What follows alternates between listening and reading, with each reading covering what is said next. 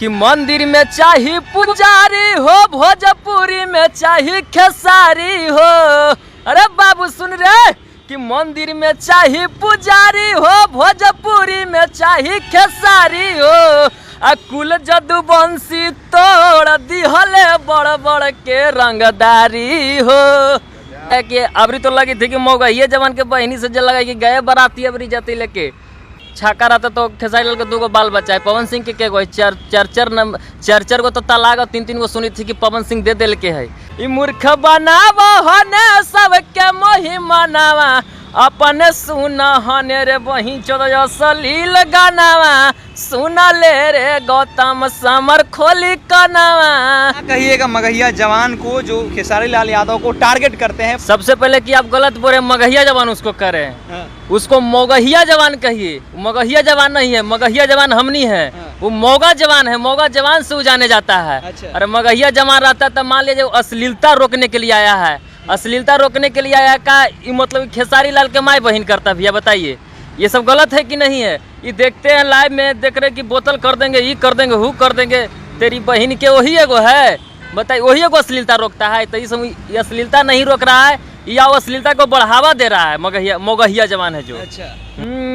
कि खुश हलियो हमहू कर हलियो सपोर्ट रे, और देखिए के वीडियो लगल दिलावा में चोट रे।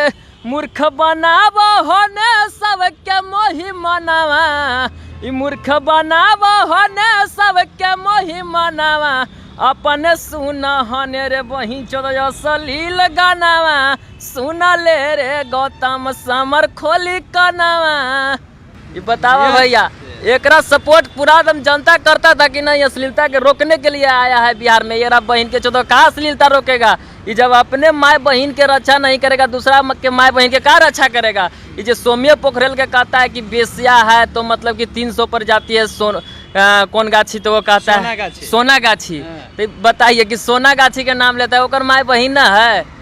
एक मतलब कि जानता है तो ना कहता है। ये खेसारी लाल छाका नहीं है। छाका रहता तो पवन सिंह थोड़ी छाका रहता तो खेसारी लाल के 2 गो बाल बच्चा है। पवन सिंह के गो चार गो तो तलाक 3 गो सुनी थी कि पवन सिंह दे दिल के है।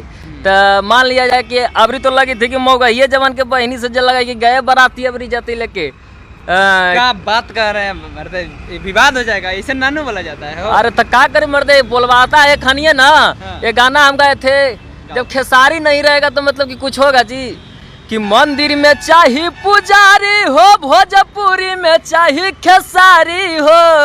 अरे बाबू सुन रे कि मंदिर में चाही पुजारी हो, भोजपुरी में चाही खेसारी हो। आ कुल जदुवंशी तोड़ दिहले बड़ बड़ के रंगदारी हो। नमस्कार दोस्तों, आप लोग कैसे हैं? उम्मीद है कि आप लोग ठीक ही होंगे। मैं पप्पू लाल यादव, देख रहे हैं NP7 न्यूज़ भोजपुरी।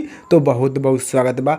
अगर आप लोग अभी तक NP7 न्यूज़ भोजपुरी को सब्सक्राइब नहीं किए हैं तो नीचे का लाल बटन दबा कर सब्सक्राइब कर दीजिए और साथ ही साथ वीडियो को लाइक कर दीजिए।